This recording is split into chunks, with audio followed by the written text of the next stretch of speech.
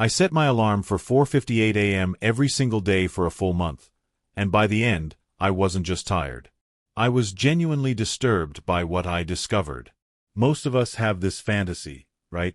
That the ultra-successful, the billionaires, the world-class athletes, they all share one secret weapon. The 5 a.m. club.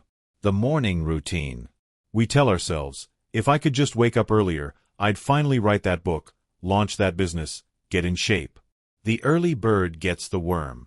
Except, what if the worm isn't worth catching? I'm not a morning person. Never have been. My natural rhythm leans toward midnight oil, not sunrise. So when I decided to join the 5 a.m. ranks, I knew I was in for a fight. But I didn't expect the fight to be with myself. Let me walk you through the experiment. 30 days.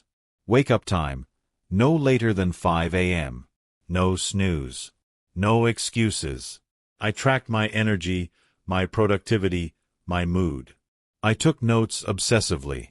And I want to share what actually happened. The good, the humbling, and the part that made me almost quit. Week 1 was a war zone. Day 1, my alarm screams. It's dark. It's cold. Every instinct says, roll over. But I didn't. I got up, made coffee, sat in silence, and immediately felt lost. What do successful people even do at 5 a.m.? I tried journaling. I stared at the page. I wrote 3 sentences about the weather. I checked my email. Mistake. Already my brain was sprinting before my body had even tied its shoes. By day 3, the physical exhaustion hit like a truck. I'd been sleeping 6 hours, thinking that was enough.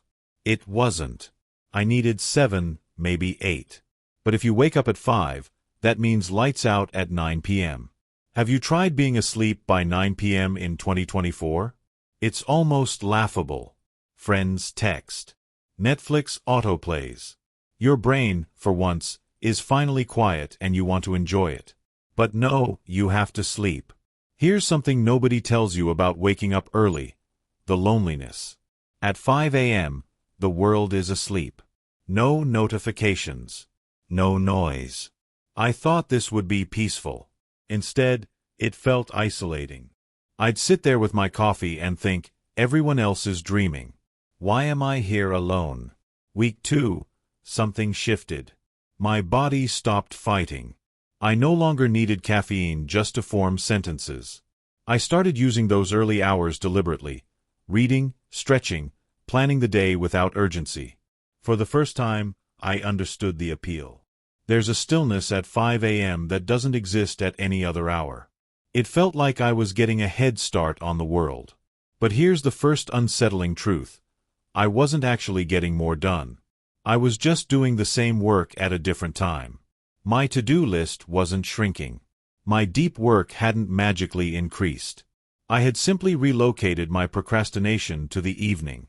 I'd finish my productive morning by 8 a.m., feel virtuous, and then coast. The hours I thought I was gaining were actually hours I was borrowing from my night self, and my night self was not happy about it. Week 3. The cracks deepened. I noticed my social life bending. Dinners with friends? I'd be yawning by 8:30. Late-night conversations? I'd mentally check out. I started saying no to things I used to enjoy, not because I was too busy, but because I was too tired. My world was shrinking, and I told myself it was discipline. But it felt more like retreat. I didn't gain time, I just shifted my solitude. Week 4, I had a realization that made me nearly scrap the whole experiment. I was waking up at 5 a.m. because I believed it was what successful people do. Not because it served me. Not because my work demanded it. Because I was chasing an identity. I wanted to be the kind of person who wakes up at dawn. But I hadn't asked myself, why? What am I actually running toward? Or away from? On day 28, I woke up, looked at the ceiling, and admitted something. I don't like mornings. I never have. And forcing myself to be a morning person didn't make me more productive, it made me more anxious. I was performing discipline instead of practicing effectiveness. So what's the truth after 30 days? Waking up early is not a shortcut. It's a trade-off. For some people, it's the right trade. For others, it's a costume. The real question isn't, can you wake up at 5 a.m.? It's, what are you doing once you're awake? Because sitting in the dark with a lukewarm coffee and a journal you don't want to write in, that's not success. That's just sleep deprivation with better branding. Your productivity isn't in your alarm time, it's in your intention. I'm not saying don't do it. I'm saying, don't do it for the wrong reasons. Test it. But test it like a scientist, not a believer. Measure your output, not your identity. I measured mine, and the data was clear. My best work happens at 10 a.m., not 5. My creativity peaks in the afternoon. My social battery recharges at night. I was fighting my biology for a badge I didn't even want. Here's what I kept, though. I kept the stillness. I now wake up at 6:30, not 5, and I give myself 30 minutes of silence before the world rushes in. No phone. No agenda. Just presence. That small pocket of calm is worth more than 2 hours of groggy typing in the dark. If you're considering this experiment, don't ask, can I do it? Ask, should I do it? And be honest about the cost. Because early mornings aren't free. You pay in evening energy, in spontaneity, in connection. For some, that's a worthy investment. For others, it's a hidden tax. CTA.